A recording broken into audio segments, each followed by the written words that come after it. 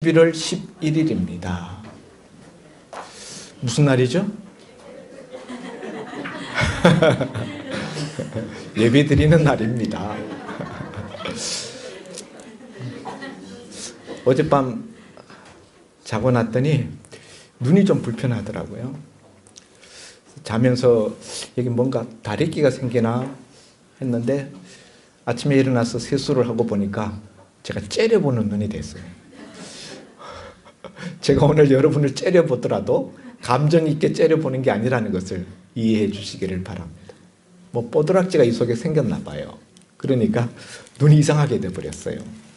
자, 오늘 본문의 말씀을 가지고 나눌 은혜의 제목은 드러나는 성전터라는 제목입니다. 여러분 혹시 중앙성소법이라는 것을 들어보셨습니까? 이스라엘의 율법 중에 하나님께서 모세에게 율법을 주셨는데 10계명 외에도 여러 가지 세부적인 여러 가지 율법들을 더하여 주셨는데요. 그 중에 보면은 중앙성소법이라는 법이 있습니다. 무슨 법이요? 중앙성소법. 예, 하나님의 성소에 대한 규례인데 아무 데서나 하나님께 예배 제사 드리지 말고 하나님께서 지정하시는 그 한 곳에서만 제사 드리라 하는 법이 바로 중앙성소법입니다. 이 말씀이 어디 있는가 하면은 신명기 12장에 나옵니다. 여러분 잠깐 신명기 12장을 한번 펴보시겠습니까? 지금 읽은 본문을 접어놓고 신명기 12장을 한번 펴보십시오. 신명기 12장 5절에 보면은 오직 너희의 하나님 여호와께서 자기 이름을 두시려고 페이지수 281페이지입니다. 281페이지. 신명기 12장 5절 오직 너희의 하나님 여호와께서 자기 이름을 두시려고 너희 모든 지파 중에서 택하신 곳인 그 계실 곳으로 찾아 나아가서 너희의 번제와 너희의 제물과 너희의 처음 난 것들 이런 것들을 드려서 제사 드리라 이렇게 말합니다. 그러니까 여기서 택하신 곳이라는 말씀이 나오죠. 하나님이 택하시는 곳이 있다라는 것을 알 수가 있습니다. 11절에도 보면요. 너희는 너희 하나님 여호와께서 자기 이름을 두시려고 택하실 그곳으로 내가 명령하는 것을 모두 가지고 갈지니 거기서 여호와께 제사 드리라. 여기 보면은 택하실 그곳이라 그랬어요. 아직은 택하여지지 아니한 채로 있는 앞으로 택하여질 그 어떤 장소. 14절에도 보면은 오직 너희의 한 지파 중에 여호와께서 택하실 그곳에서 번제를 드리고 끝에도 보면 거기서 행할지니라. 여기도 보면은 하나님이 택하실 그 장소에서 하나님 앞에 제사를 드리라 이렇게 나와 있어요.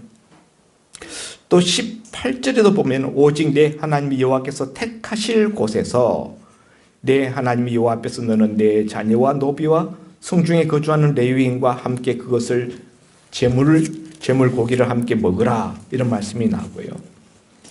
또 26절에도 보면은 오직 내 성물과 소원물을 여호와께서 택하신 곳으로 가지고 가라.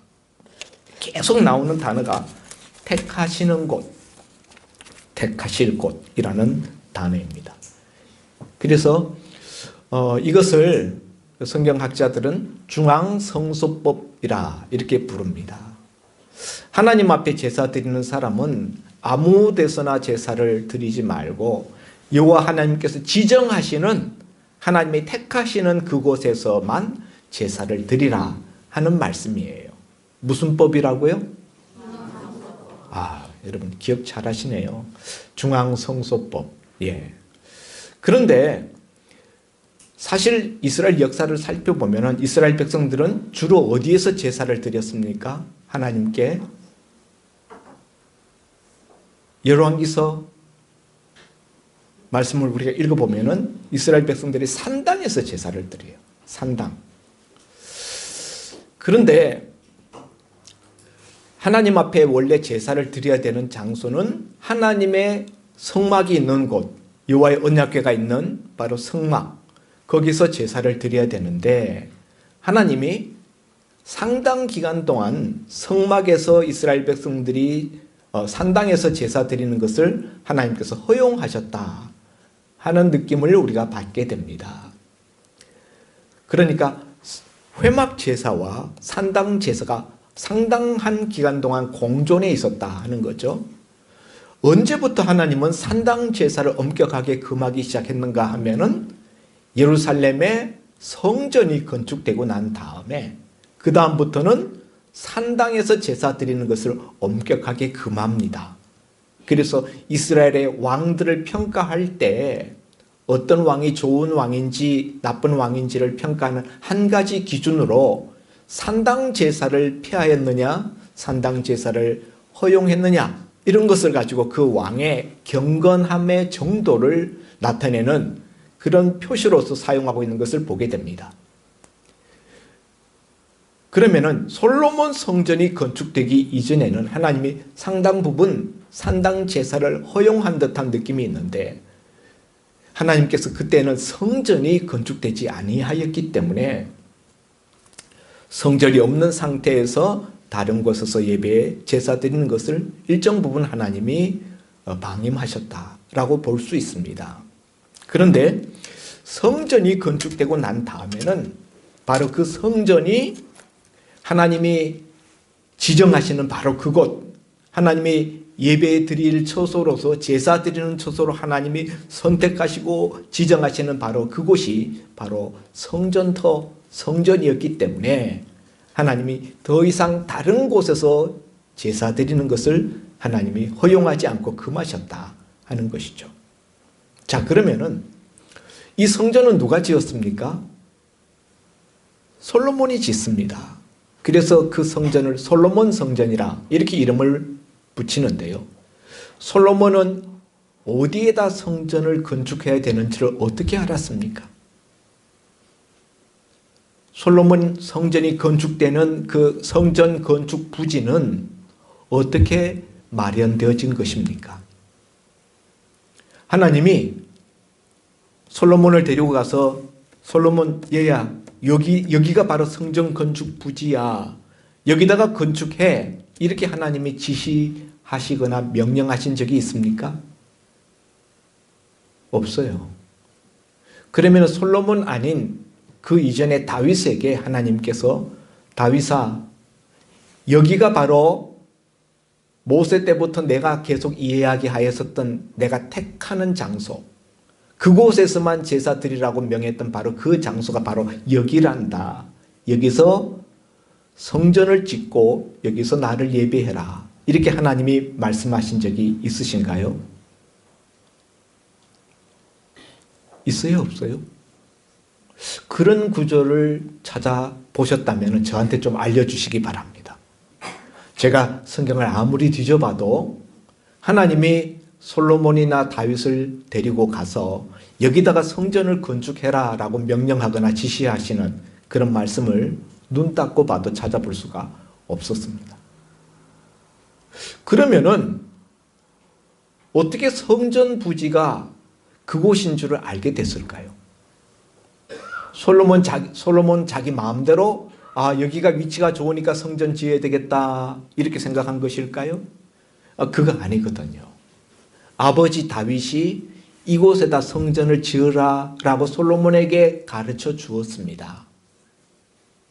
다윗은 어떻게 해서 그 자리가 성전 부지인 것을 알게 되었을까요? 분명히 하나님이 그렇게 지시하시거나 명령하신 적은 없다고 말씀드렸는데 어떻게 그 자리가 하나님이 오랜 세월 모세 때로부터 성전 건축 부지로 하나님이 지정하시고 예정하셨고 예비하셨던 바로 그 자리인 것을 다윗은 어떻게 알았을까요?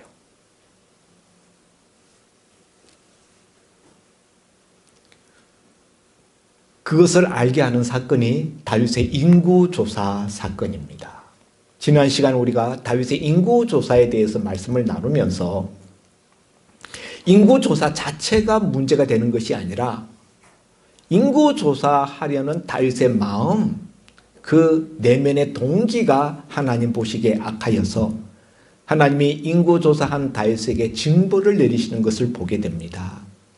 하나님은 어떤 하나님이신가 하면은 사람의 행위뿐만 아니라 겉으로 드러나는 행위 이전에 그 속에 품고 있는 마음의 동기, 그 마음의 상태까지 다 보시는 하나님이시라는 거죠. 인구조사는 과거에 이스라엘 백성들이 출애굽할 때에도 시내산 밑에서 또 모압 평지에서 2번씩이나 인구조사 한 적이 있었습니다.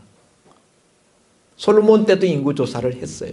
그렇지만 그것을 가지고 하나님이 문제 삼거나 재앙을 내리거나 하지 않았습니다.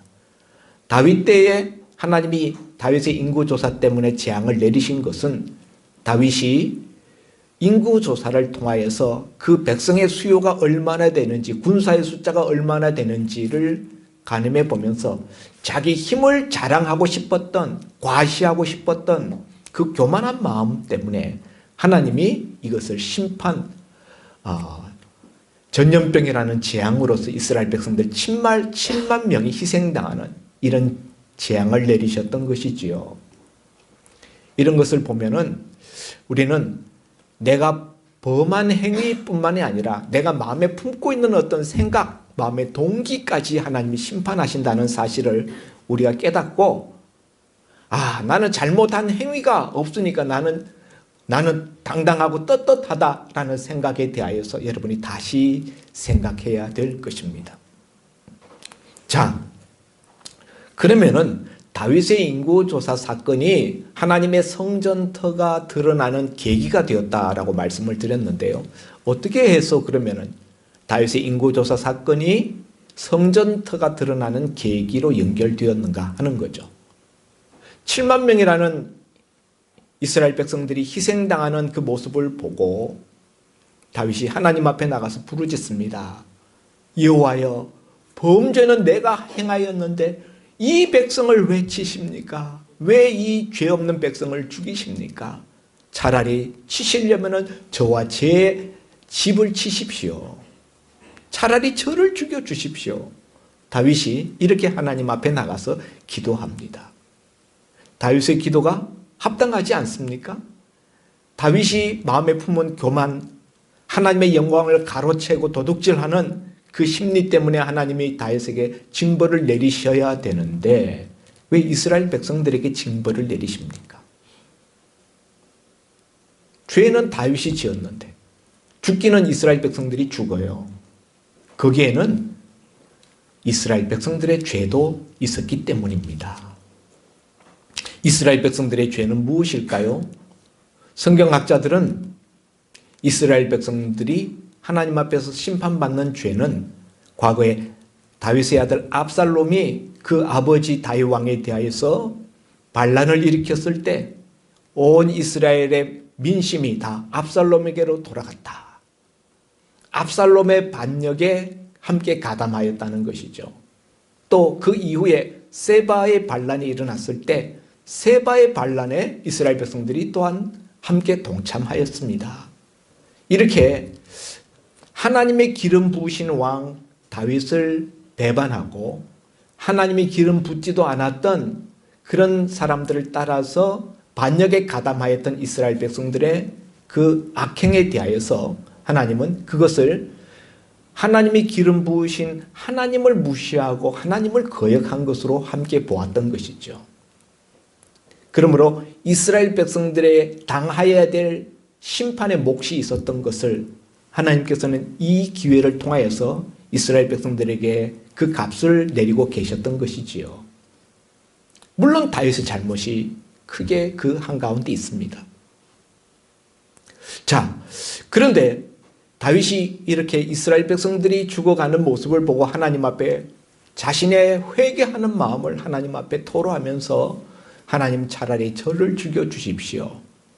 그런 그 다윗의 모습은 중보자로서의 다윗의 모습을 보여줍니다. 백성을 살리려고 차라리 자기를 희생시키려고 하는 중보자 다윗의 모습. 하나님께서는 죽음의 사자 천사에게 족하다, 이제 내 칼을 족하다. 이제 내 칼을 거두라. 이렇게 말씀하십니다. 그 죽음의 사자가 전염병으로 이스라엘 백성들을 죽이고 있었는데요. 칼을 들어서 예루살렘 성을 향하여서 예루살렘 성을 치려고 했습니다. 그런데 하나님께서 그 순간 예루살렘 성을 긍휼히 여기시고 자비함으로 그 마음을 뉘우치셔서 하나님의 선지자 갓선지자를 다윗에게 보내어서 어떻게 하면 이 재앙이 멈출 수 있는지를 방법을 말씀해 주십니다. 그 방법이 무엇입니까? 그 방법이 아라우나의 타작마당에 올라가서 여호와 하나님 앞에 제사를 드리라 하는 거였어요. 아라우나의 타작마당, 이 병행기사가 역대기상 21장에도 나오는데요. 그 역대상 21장에 보면은 아라우나의 타작마당이라고 하지 않고 오르난의 타작마당이라 이렇게 되어 있어요. 그래서 어떤 사람들은 아라우나와 오르난이 같은 사람이다. 같은 사람이 두 가지 이름을 가지고 있는 것이다. 이렇게 말하는 분들도 있고, 어떤 분들은 아라우나라는 이 호칭은 이 예루살렘 성이 원래 여부수 족속의 성이었는데 다윗이 점령하여서 예루살렘 수도로 그렇게 만들었지 않습니까? 아라우나라는 이 호칭은 여부수 왕을 부르는 일반적인 호칭이라는 거죠. 여부수족의 왕을 부르는 호칭. 예를 들면은 이집트 왕을 부르는 호칭이 바로 파라오라는 호칭이듯이 여부수 왕을 부르는 호칭이 바로 아라우나라는 호칭이고, 그 사람의 고유명사, 그 사람의 본명은 오르난이다. 이렇게 말하는 성경학자들도 있습니다. 어쨌든 그 아라우나의 타작마당에 올라가서 여호와 하나님 앞에 제사를 드리라 하는 말씀을 듣고 다윗이 하나님의 말씀대로 아라우나의 타작마당을 향하여 올라갑니다. 그리고는 아라우나를 만나서 자기가 찾아온 이유를 이야기하죠. 목적을 말합니다. 내게서 타작마당을 사서 그곳에서 여호와 하나님 앞에 내가 제사를 드리려 한다. 그러면은 이 백성에게 내리는 재앙이 그칠 것이다. 이렇게 말하니까 아라우나가 왕이여 얼마든지 그렇게 하십시오. 내가 하나님 앞에 제사 드릴 수 있도록 소를 드리겠습니다. 농가에서 쓰는 그 소, 그 다음에 소의 그 기구들, 소가 뭐 밭을 끌 때 쓰는 그 기구들, 소의 마차 기구들, 나무로 된 그런 연장들, 그 기구들을 함께 드릴 터이니 이것을 가지고 여호와 앞에 번제 제사를 드릴 때 쓰는 화목으로 쓰십시오. 그래서 제물과 또 그의 그 제사를 드리기에 합당한 그 땔감, 화목들을 함께 다 제공하겠다고 합니다. 그런데 다윗은 그냥 드리겠다고 하는 아라우나의 호의를 물리치고 아니다. 내가 반드시 너에게 값을 주고 사서 하나님 앞에 제사를 드리겠다 하고 은 50세겔을 달아서 줍니다. 은 50세겔로 제사 드리는 그 땅을 사고 또 그 제물값, 황소와 또 그 기구들을 사는 값으로 그것을 줍니다. 그리고 하나님 앞에 제사를 드렸더니 오늘 본문 마지막 절에 보면은 여호와께서 그 땅을 위한 기도를 들으시매 이스라엘에게 내리는 재앙이 그쳤더라.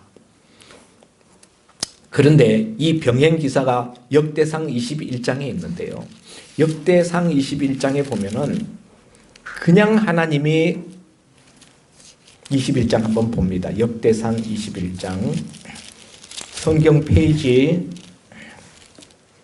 643페이지 643페이지 역대상 21장 28절 이때에 다윗이 여호와께서 여부수 사람 오르난의 타작마당에서 응답하심을 보고 거기서 제사를 드렸으니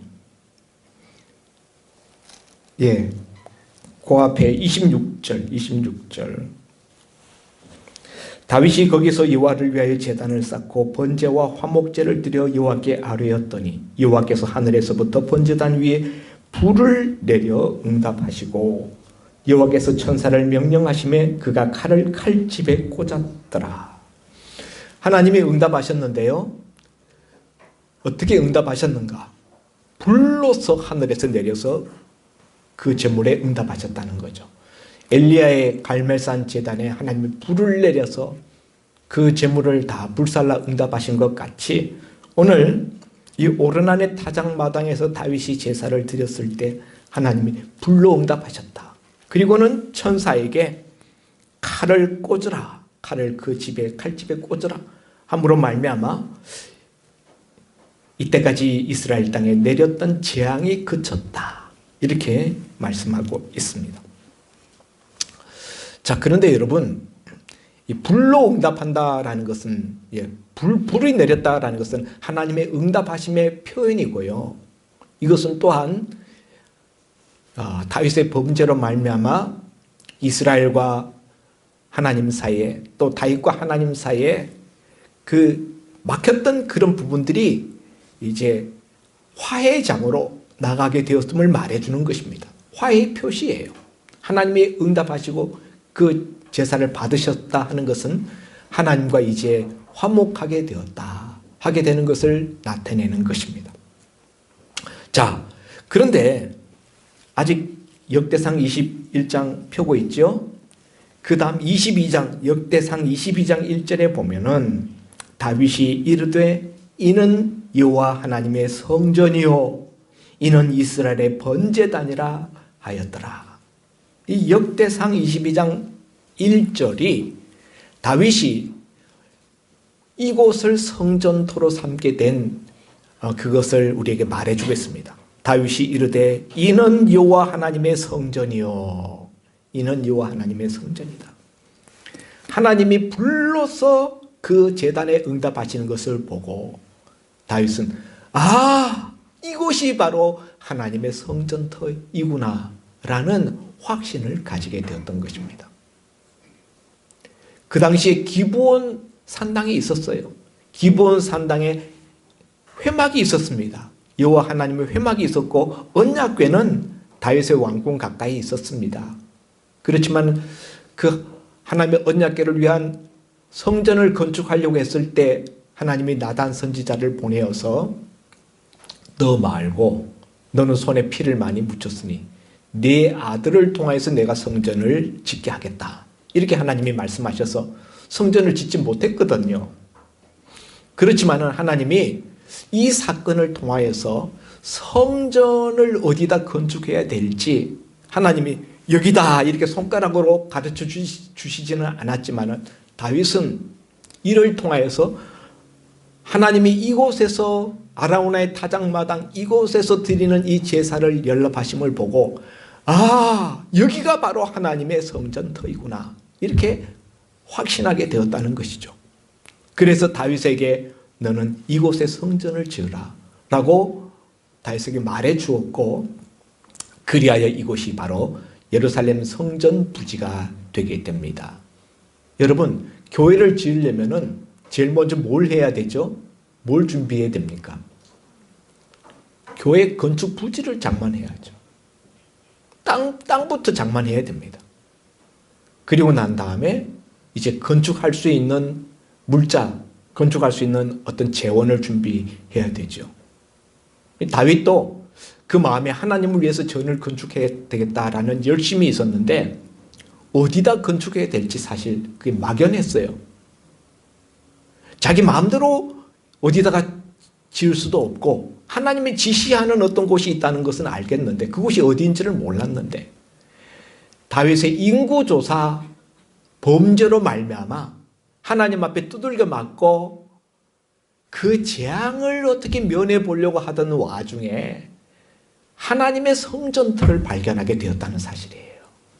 역사 이래로 감추어져 있었던 이스라엘 자손 만대에 물려줄 하나님의 성전을 지을 자리, 그 자리를 이 인구조사 범죄 사건으로 말미암아 하나님께로부터 아하, 이곳이 하나님이 지정하시는 그곳이구나 라는 그 확신을 얻게 되었다는 것이죠. 여러분, 너무 아이러니컬하지 않습니까? 하나님은요, 우리의 범죄와 실수까지도 선용하시는 하나님이십니다. 하나님은 인생의 뺄셈 속에서 내가 생각지도 못했던 덧셈을 하고 계시는 하나님이에요.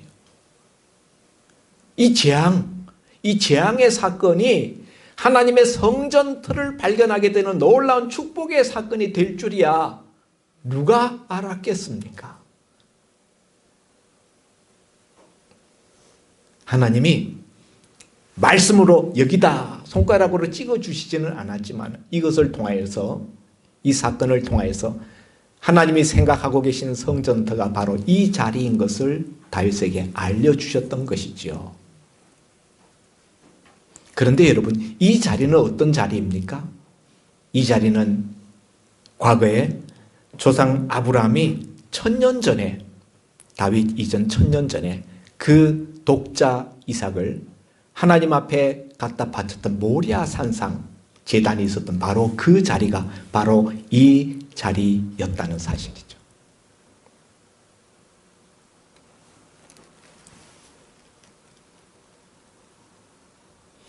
역대하 3장 1절입니다. 제가 읽어드리겠습니다. 여러분이 찾으시려면 또 시간이 가니까.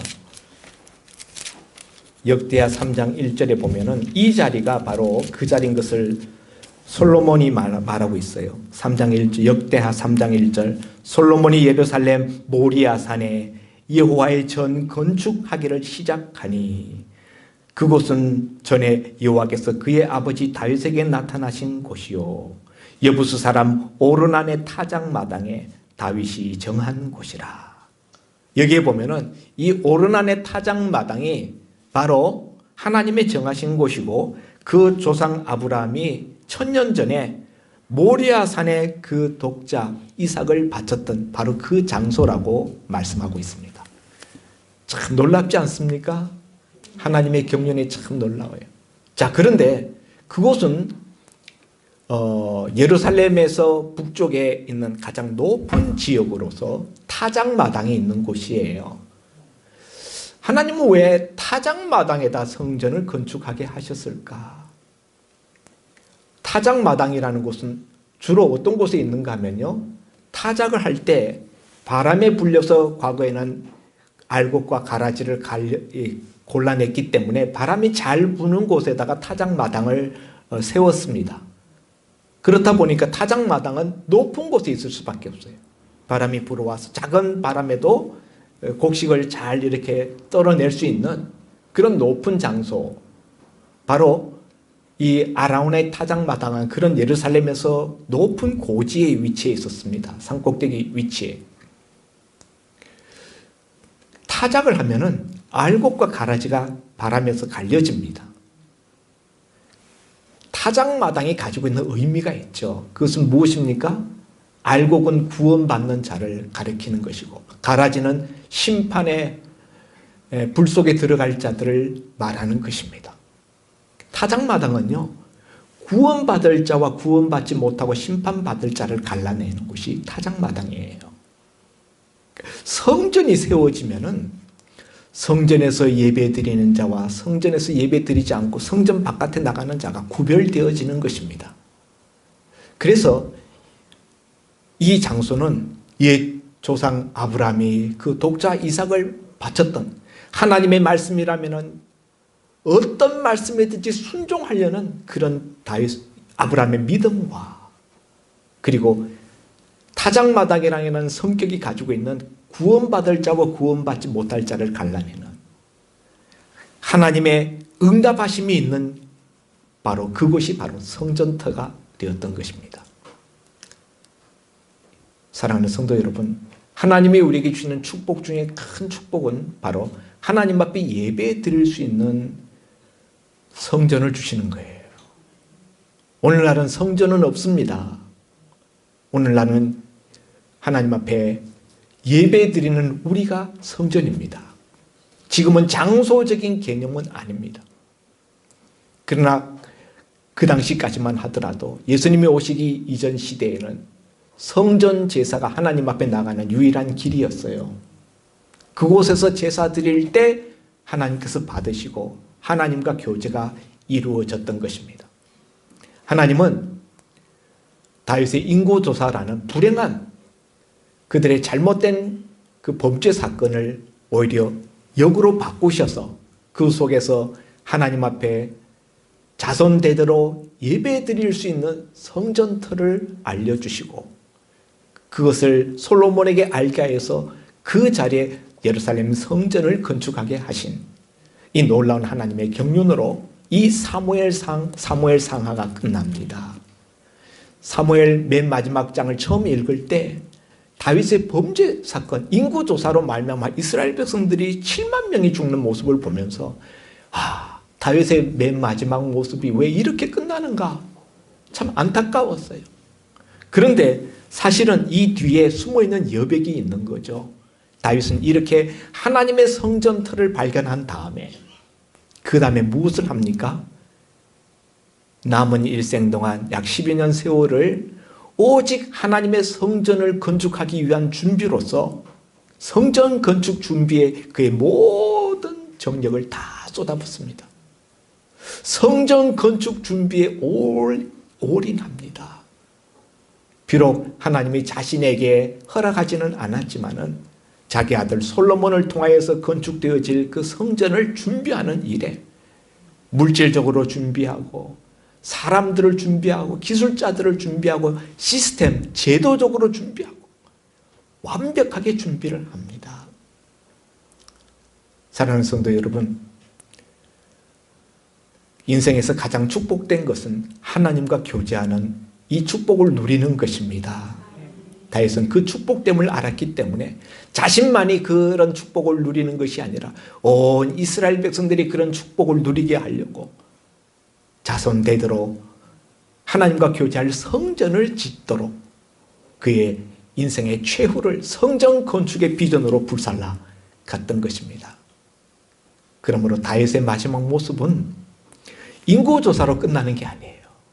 성전 건축을 위한 그 아름다운 비전을 가지고 그 비전을 향하여 달려가는 그 마지막 모습이 다윗의 마지막 모습이었다는 사실을 기억하시고 저와 여러분도 우리의 남은 인생을 통하여서 하나님과 교제하고 하나님 예배하는 그 인생으로서 달려가는 저와 여러분이 되실 수 있기를 주의 이름으로 축원드립니다. 기도합니다. 하나님 아버지, 오늘 역사 속에 감추어졌던 하나님의 성전터가 어떻게 다윗의 인구조사와 그로 인한 전염병 저주 사건 속에서 마침내 드러나고야 마는지 하나님의 놀라운 경륜을 우리가 보았습니다. 인생의 뺄셈 속에서 상상치 못했던 하나님의 덧셈이 더하여지고 있음을 우리는 말씀을 통하여 깨닫습니다. 아버지 하나님, 우리는 그때 알지 못하지만 지나놓고 난 다음에 보면 내가 상상치 못했던 풍성한 하나님의 덧셈이 그 뺄셈 가운데 있었구나. 비로소 우리가 뒤늦게 발견하고 감탄합니다. 아버지 하나님, 우리가 인생의 뺄셈을 당할 동안에 우리가 낙심하지 않게 하시고 하나님의 선하심, 하나님의 놀라운 경륜이 있음을 바라볼 수 있게 하여 주옵소서. 예수님 이름으로 기도하옵나이다. 아멘.